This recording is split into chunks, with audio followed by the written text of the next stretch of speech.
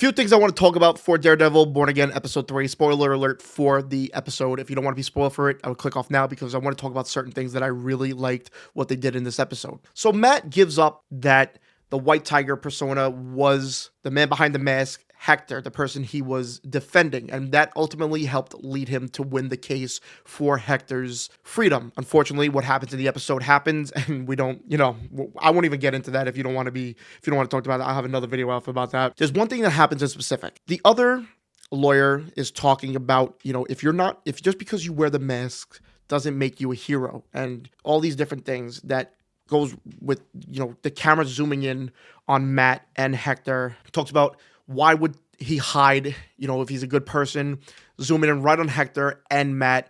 Obviously, Matt hiding behind the Daredevil persona with the mask and everything. Could we potentially see later in the season him take off the mask and reveal who he is? I mean, I feel like maybe, not even intentionally, but maybe another way, maybe Kingpin comes out and says it. Maybe he comes out and says it, that he's Daredevil this whole time. I feel like this season is starting to lead into certain things that he's more than the Daredevil mask and he's not going to hide behind it anymore. He does reveal the identity of White Tiger, which is a really, really crazy thing for him to do because he says the White Tiger, Hector, that was not your secret to tell.